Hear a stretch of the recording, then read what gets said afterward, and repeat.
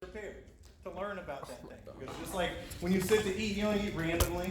Your body has a process by which it prepares to break your food down, right? I want you to give me that same energy whenever I'm up here talking.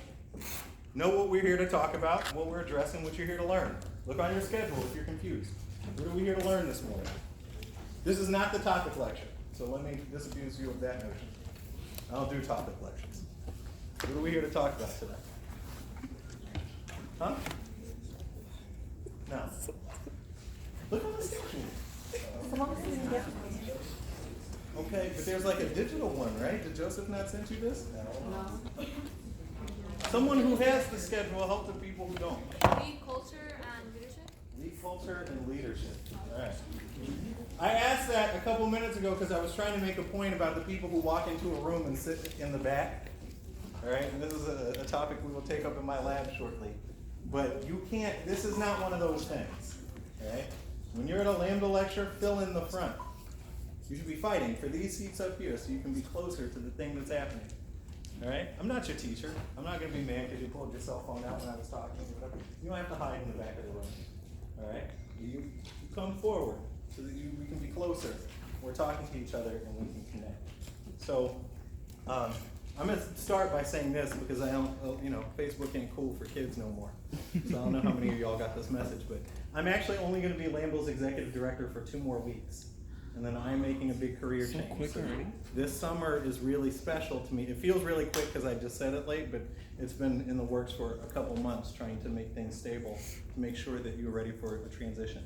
I have been working at summer debate camp since my first year in college, which was in 2000, which means this is my 19th consecutive summer of working at summer debate camps. It's become, obviously debate is such an important part of my life, but specifically the time each summer that I have an opportunity to meet new students and work with them, help them to integrate into debate, to share with them my passions for this activity, to talk with them about how my life was fundamentally changed by this. And this lecture, which we just started doing a year ago, is a very important vector by which we can do that. And I wanted to share with you because it makes me very emotional thinking about it, but this is the last one of these that I'm gonna do, all right? And I'll be at your tournaments next year on Saturday, but I'll be judging, much to your horror sometimes, instead of running the tournaments. But I will not ever be back at summer debate workshops, at least not in the foreseeable future. And that is really emotional for me, but it also provides us a really important opportunity to talk, to start our camp with the thing that I think is the most important piece of knowledge that I can share with you about what makes this activity special and what we are all doing today. All right? And it's going to require me to tell you some about me, about how I got here, about what drew me to this and made me come back to this thing when I had an opportunity to lead debate. So y'all know me, right? Everybody in here knows my name. There's nobody brand new. You're all junior varsity or varsity debaters. I am passionate about this activity because I'm one of the students for whom debate was a pathway not only to college, but to remain in the driver's seat of my educational destiny. And you've probably heard me use those words before, but I want you to really reflect about what they mean, because when you're 13, 14, 15, 16, 17 years old, it's really rare that you can touch the opportunity that something changes your life. You can feel in a material sense and not in an ephemeral sense when something happens in your life that changes it. But for me, that was halfway through my sophomore year when I was playing basketball. After school, one of my friends, Eddie Chan, who came to the court crying because he had been in debate for a year and a half. He had been working up to going to his first travel tournament. Our team was really big. We didn't have that much money, so all kids couldn't go to travel tournaments. You had to earn your way to get to do it. And then his partner quit 3 days before he was going to get to go to that tournament, so he was really sad he wasn't going to get to go. And so I said, well, I'm pretty smart. How hard can debate be? I'll just come with you to this thing, and we'll figure it out. I had no intention of joining debate. In fact, a year and a half before that, I went to the first recruitment event at my high school, at El Cerrito High School, because I heard there would be free pizza there, right? And so some of my friends who were already on the team were saying, you should come, we got pizza, whatever. I said, yes, tell me more about this free pizza. For instance, if I come in and I eat an entire box of pizza, but I don't join the debate team, is anybody going to be mad at me? And he said, no, just come in, man. We want to talk to you a little bit about the team. and it'll be fine. And so that's exactly what I set my mind to do. I went in, I ate about 4 or 5 slices of that pizza. I knew that they were debaters, which meant they were going to be able to speak really well and try to persuade me about debate. So I came in locked and loaded with my top 3 reasons I was not joining the debate team. Number 1, it sounds nerdy. Right, you with me? Number 2, it wasn't a class at our high school, all right? And I wasn't like book smart, I wasn't a straight A student, but I was smart enough to not sign up for some extra work that I wasn't going to get a grade for, all right? And then number 3, their tournaments were on weekends, and that's when I played Sega Genesis, and we all played Xbox, right? So those were my hot 3 reasons. I came in, I ate their pizza, I gave them my 3 reasons, and then I left, never intending to come back to the activity that ultimately changed my life. And if it wasn't for that moment when my friend was crying and needed someone to step up to come with him to this tournament, I would have never found this thing that put me on a pathway to become who I am today, that left me in the driver's seat of my own educational destiny, and that really carved out a space for me to make a very rewarding career, helping to make sure that other students have that same pathway, all right? And I say that to you to say this, that if I have one big regret about high school, and I try to live my life without those kinds of regrets, it's that I didn't apply myself and take more seriously this thing that you are all here today to do. Because once I joined the team, for the first year and a half, it was just like, oh, this is cool, we're gonna go to some tournaments, and they're gonna feed me, and I made some new friends from other schools, you know, I won a couple trophies. That thing was pretty cool, but I didn't think about it in a global sense. You have an incredible opportunity here. See, when I was in high school, there was no urban debate league in the Bay Area. And so there was no organization like ours where people were coming to volunteer to serve you, and the tournaments were free and all of that. To go to a local league tournament, it cost each debater about $50 just to go for one day of debates. To go to a travel tournament or an invitational like the one we were talking about, it cost our families between $150 and $300 to be able to go, and that's before my parents gave me money for food. I don't know what kind of families y'all are from, but my mother did not have $5,000 or $10,000 to pay for a year of debate for me, so I got to go to debate tournaments on the basis of whether or not we could afford it. So that was my experience in debate. If this structure had existed there, I don't know if I would have appreciated it in the same way, because when something is finite and you have to pay for it, you gain a deep appreciation for it because you know how hard your parents or yourself have to work to do it. For instance, I got to go to debate camp one summer when I was in high school. I had to wash cars the entire summer to get together the couple $100 I needed plus the scholarship that I got to be able to go. That gave me a deep appreciation for what I was doing there because I had to work hard to get it, right? And so I'm sharing this with you so that you can reflect before we get started on the first lecture about what the topic is, about what you are doing here, what this thing means to you, what your intentions are, so that you can be very intentional about the work that you are doing here. That stuff that I was saying outside for the benefit of the novices about us being here to save the world, right? I know that's like kind of a generic platitude, whatever, and it's, you know, but I really mean that thing. That this space, when I was your age, gave me an opportunity to think about and to wrestle with some of the biggest problems we face as a country, some of the biggest problems we face as a world, right? As sort of a global society. And I think what's even more important than that is it gave me an opportunity to wrestle with some of my own blind spots that I had before I came to this activity about what other people were like who were fundamentally different from me, who thought differently than I did, who had different opinions, right? It gave me an opportunity to develop my skill set advocating for what I believed in. All right, when I joined debate in the mid-1990s in the Bay Area, you could count on one hand the number of black kids who were coming to the debate tournaments that I was at. But you could not count on one hand the number of them who were at my high school, right? And it's not like they weren't on teams. They weren't on the basketball team, the football team, or whatever, right? But they just weren't on the debate team, right? And I want you to be very thoughtful about how fortunate you are to have an opportunity like this, to come sit in a room full of other kids who look like you do, who go to schools similar to the ones that you do, who are from the same neighborhood as you, and to not do what I did when I first came into debate, which is eat that pizza, all right, come to tournaments because it's a good time, and not apply myself, all right? By the time I was a senior at my high school, because of some problems that I was having at home, I no longer lived with my parents. So I was out on my own. So the people who were paying for me to come to debate tournaments were no longer going to do that because I was not living there. And that meant for a while that I thought I wasn't going to be able to compete. And it's only because this very nice woman, Catherine Berman, who was running our high school debate program, paid from her pocket for me to be able to go to tournaments my senior year because she saw something in me and she thought that I could be good at this one day. And that I might get a debate scholarship to go to college if I continued to do it. So Mrs. Berman paid several $1,000s from her pocket so that I would have an opportunity to go to debate tournaments, that I am here in front of you today. And I mean that in a very material sense. That's not like some generic platitude that I'm sharing with you. Because when she paid for me to go to tournaments, I improved. That she paid for me to go to the UC Berkeley Invitational my senior year gave me an opportunity to become the top speaker at the largest tournament in the country. And it's only after that thing happened to me that universities began to call me to offer scholarships to go to their school's debate, right? So on the Monday after that tournament was over, my debate coach got a call from a man named Dr. John Druschke, who works at Cal State Fullerton, who had just taken the program over there. He was trying to recruit his first class of students to come there to debate, and he wanted to know if I was going to be a part of that.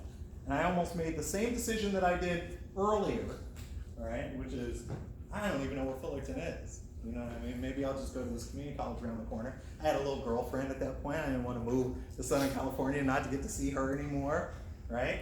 I almost made bad decisions in that front. My debate coach looked me in the eye and said, you know, if you don't call this man back and at least explore the opportunity to go to college on someone else's dime, on a full ride scholarship, and continue to do this thing you love, then that is the stupidest thing I've ever heard. And you should really rethink it. So as a result of her telling me that, I did think about it, and I did call him back, and I pursued that opportunity. That brought me to Southern California and gave me an opportunity to get a degree that I wouldn't have been able to afford to get any other way. It introduced me to new people and new arguments and new ways of thinking. And most importantly for you, it meant that I was in Southern California when the opportunity came available for me to leave another career that I love very much to take over the Los Angeles Metropolitan Debate League. It literally put me here in front of you today. So I say that to you to say, this activity is going to give you back what you put in. If you take it seriously, if you work hard, if you believe those things I told you in the beginning about knowing where you're supposed to be and being purposeful and working hard at this thing, it will create opportunities for you that you can't possibly imagine. It will change your life. It will open a pathway for you, not only through college, but in your career, and give you an opportunity. And hopefully you'll take this other thing we try to teach you about making sure that that door that opens for you is open for other people to walk through. That as someone who benefited greatly from debate, I didn't merely leave my job in the music industry because I wanted to come back and get involved in debate again. I believe I owe an incredible debt to this activity that we're here to learn about. Right? I believe I owe a debt to you all to make sure that the structure is in place so that the obstacles that made it harder for me and people who came from my generation to participate are not things that are obstacles for you moving forward. Does that make sense to you? All right, so that's why we begin the camp talking about leadership and talking about this issue. Those of you who have made it to the varsity division or JV debaters who are about to make it to varsity, I don't want you to just be standard debaters in this league. I want you to think about what the leadership opportunities are for you on your team. If you are a junior or a senior and you've not spent time thinking about how you can give back to your team, are there other kids at your school who would be good in debate, who would benefit from this, and you can help recruit? All right? Do you see your coach struggling in ways to manage the team in ways that you might be able to help out with? Do you spend time working with the novice debaters to make sure that they have access to the same things you've learned so that your team is stronger overall? Right? If you're not taking time thinking about and investing in sort of the structures of your team that help to produce you, then what are you actually doing? Are you eating the free pizza and then leaving? Right? Which is the thing that we were talking about in the beginning. Right? I want you to think about legacy, because as I stand here in the twilight of my time with LAMDL, that thing has weighed very heavily on me. That when you're not around anymore, how will you be remembered? And what impact will you have made?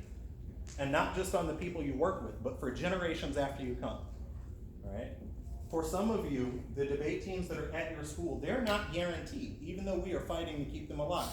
There used to be a debate program at Crenshaw High School, a few blocks away from here. For the first few years that I was the director here, they were the winningest team in our league. 3 city championships in 5 years. 6 showings in the Sweet 16 at the national tournament. An incredible debate team. No other school in LAUSD could boast that. All right? And then ultimately that team fell apart. It is not a guarantee that the teams you are on are maintained, despite the fact that there are adults who are working really hard to keep them there. Some of that is about the work that you do when you're at those high schools. Right? What do you do to advocate for your team and for the people who are around you? When you get a major accomplishment, do you go promote that to the administrators who make decisions about what programs exist there, right? I used to see this as a debate coach too.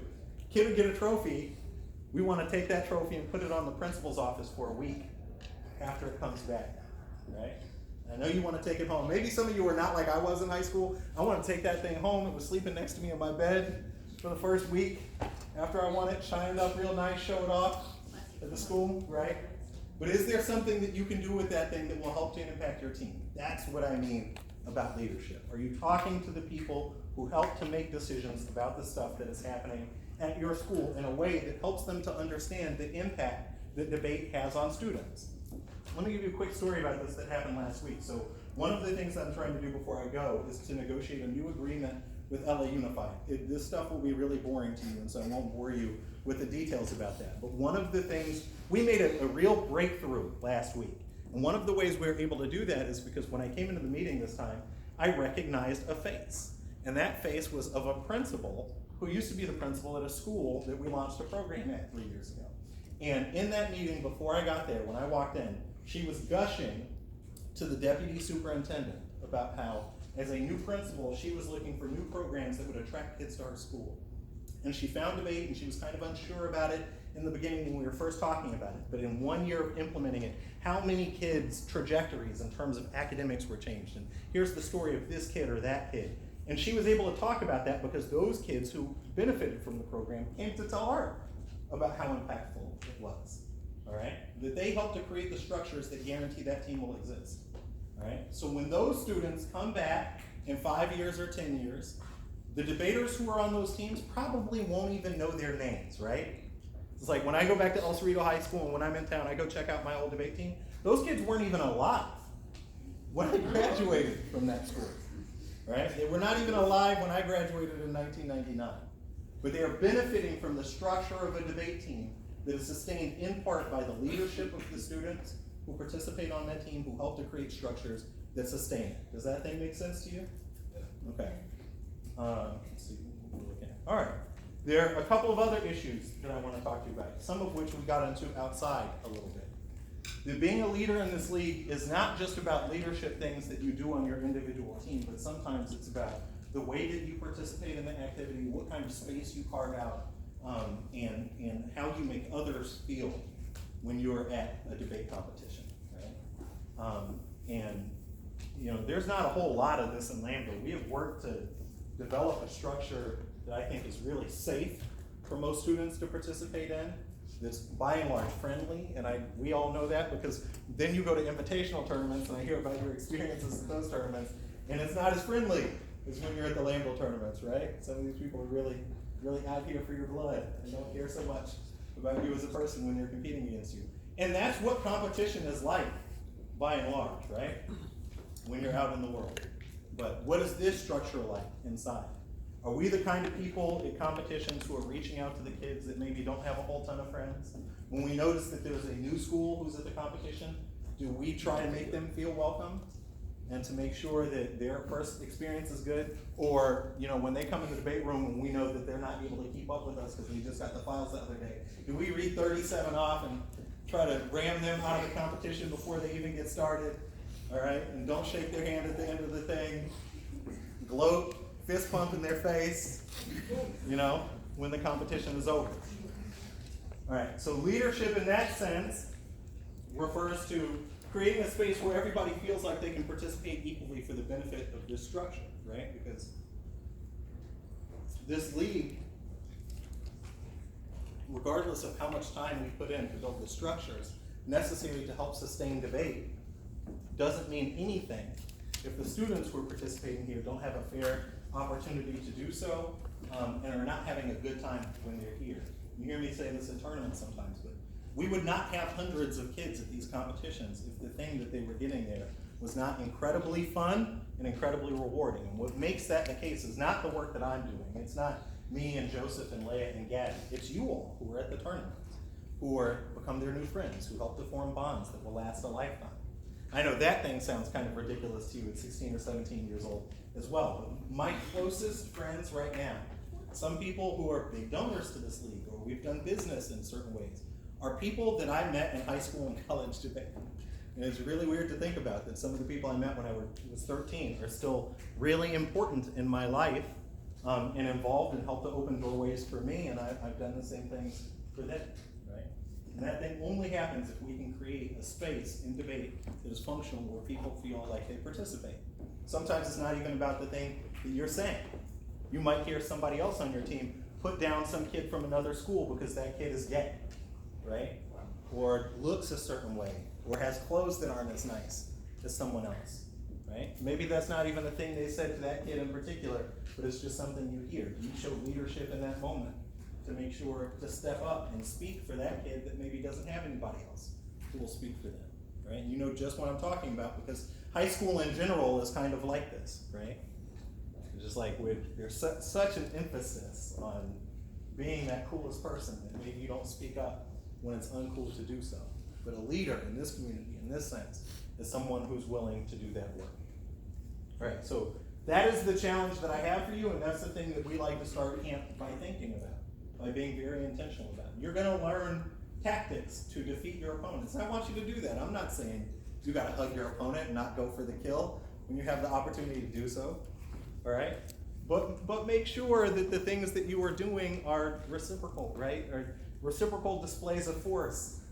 If you are at one of our public debate tournaments where novice and varsity debate against each other, and you have a little novice who just walked in and they're terrified, maybe don't read at 35 miles an hour, 35 arguments against this kid who doesn't have a fair opportunity to compete. Because if you really are that much better than them, you're gonna beat them with your 5 best arguments, right? You're not gonna need all 35 of those. So that's the thing that I wanna think about. Anybody in here a captain on their team? Do y'all have that structure? And if your teams don't have that structure on them, maybe it's time to talk to your coaches about establishing it. Those of you who are captains, stand up for me really quickly, because I'm going to ask you some questions. Liz,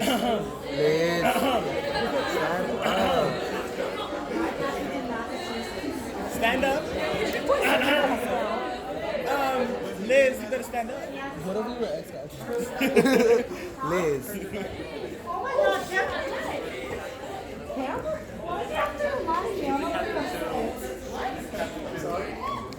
She better stand the hell up. All right, we're going to start on this side. all the time. Tell me on your team. Listen up, on your team, what does that mean? So what are your responsibilities? What are you responsible for doing? Some people have tried to back out on great tournaments and tell them that you know what, like it's your opinion, you can either stay and prove that you are that great debater, or you can go because it's either position and tell them maybe I shouldn't stay. Okay, tell everybody what school you are. Southgate. Okay, awesome. But it's also about making an inclusive environment and ensuring that nobody's left behind and everybody is where they should be and just giving support even though they're not specifically saying they need it, but making sure that everybody's seen and everybody improves. Yeah. Southgate is a really good example of some of these things we're talking about because 2 years ago, there was a massive turnover there. So they had 2 debate coaches who'd been there since the inception of the program. One of them moved schools to Orange County. One of them retired. And then there was a turnover for the principal as well. So it looked like for a while we weren't going to be able to get that team back. But because of the leadership of the students who were on the team at the time, they were able to go advocate for the principal and get him to accept a phone call from me where we talked about the importance of this program and work to recruit a teacher who's willing to take over that program. And because of that, it's thriving now, right? And so, very good job. Y'all can sit down. All right, back here, what school are you from? What is it, being a captain on your team, what does it entail?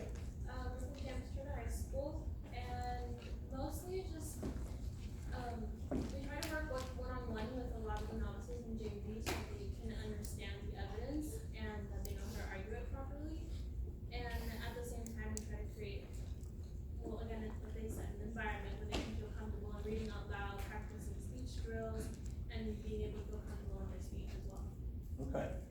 supremely important, right? To make sure your teams are only as good as the novices are. Because the truth is, one day y'all are gonna graduate, probably juniors and seniors.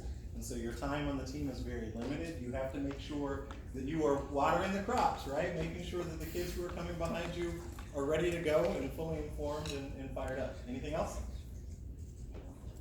Okay, awesome. Go ahead, sit down. What school are y'all from? And tell us about what you do. Alright, I'm from Maywood Academy High School. We're a fairly new debate team. What I prioritize in my team is speaking and presenting, because it's a priority that they feel comfortable in the sense where they can present. And an optimal environment for that is the safe atmosphere which you as a leader create. Yeah. Okay, excellent. Very good. Thank you, Maywood. Up here, ELC. Oh, yeah. We're from ELC and we're the captains. As a team, we just want to make sure like everyone on our team's at the same pace and we're all good. And as a team, we prioritize like working really hard, but we also have like a lot of fun as a team. And I feel like that's what we emphasize on a lot. Also, as captains, our jobs are to make sure that our practices are running smoothly and everyone is kept safe and kept secure, because our coach is a teacher who has his hands in a lot of different places, so he can't always be at practice with us. So our job is to make sure that practice is always running smoothly and everyone is doing what they're supposed to do. They're learning and they're debating and they're getting better. Okay, excellent. Next group. We're from STEAM Legacy High School, and to be a debate captain at Legacy High School basically just means to be open to listen to everybody's ideas and be open to just everybody, to feel not like just a captain, but to be a voice within, like to just be one, to have like, to be the connector to your teacher and to just be able to communicate with your teacher, being able to coordinate what student activities you're going to be having, and just maintaining the overall ambiance of like the classroom. Excellent. We're pretty fresh captains, but we have started working on like scheduling practices, creating plans, creating teaching arrangements, for example, and we're stepping up. We're doing our best. See, and it's important to highlight how, as a captain, these folks are serving as resources for the younger debaters on the team, and we've talked about that. But they are also an incredible resource for the coaches who are managing that team. Simply put, your coaches are overworked, right? And they are doing an incredible job helping to sustain this very important program at the school. But every job that you can help to automate internally, like making sure that the kids are at practice on time, working with the younger debaters to make sure that they have all the resources they need, helping to encourage the kids who maybe have fallen off and stopped coming to tournaments, right? As they talked about over here. All of that stuff helps to make your coach's job much easier as well, and in that sense, you're serving as a resource for the team. So very good. Back there, Hearts, right? Yep.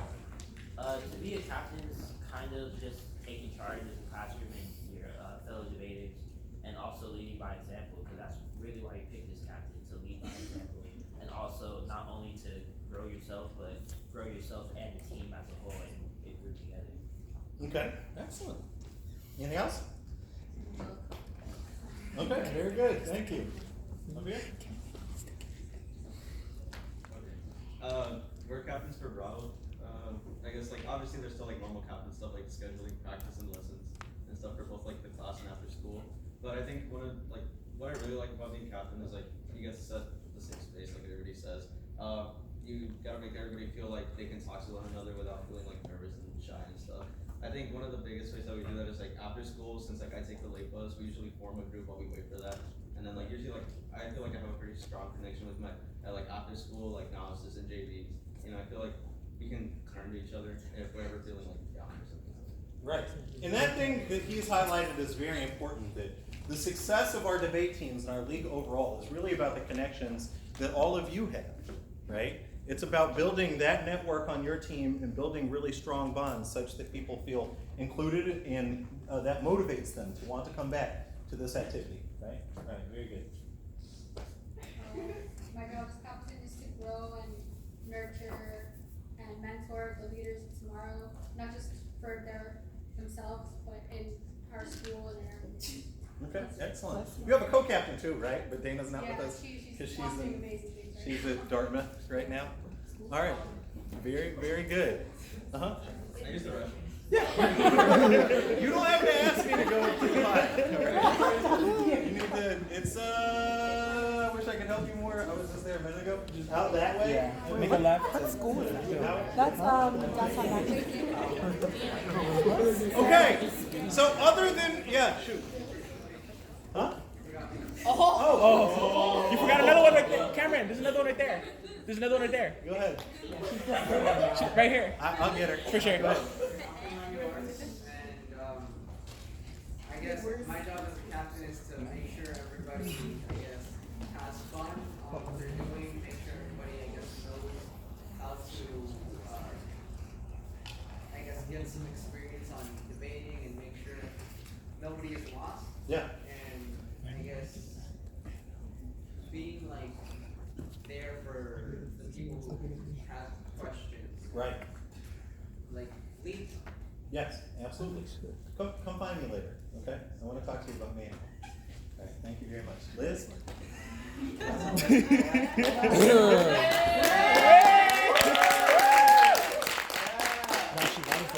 Y'all know Liz Antunes? I don't know. I think she needs to stand up. I think she needs to stand up. Get up there with him. Alright, okay, so I'm from Fremont and I'm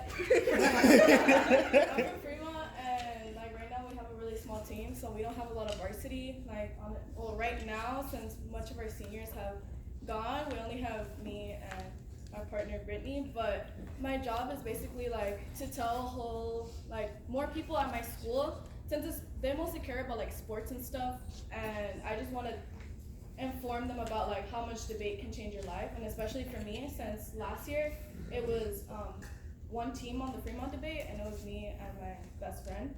But from there, like I talked to my English teacher about like making a class, and then like including more people into debate and just recruiting more people. But my favorite part as being a captain is just teaching the novices in JV. Like that's my favorite part. Excellent. Very good. So that second to last point that she makes is a very important one, because the truth is we can run 35 recruitment events at your school and not get the number of debaters that will be recruited from a concerted effort by the leaders and members on the team to bring in other people that they know who would benefit from the program. Because the truth is, when I come to your school to talk about debate, I'm 37 years old, I'm in a suit. I don't have anything in common with the kids who are there. They know that. They know they don't have to listen to me. And they're doing the same thing I was when I was 14 years old, which is eating as much free pizza as possible and trying to bone out of that debate recruitment event, right?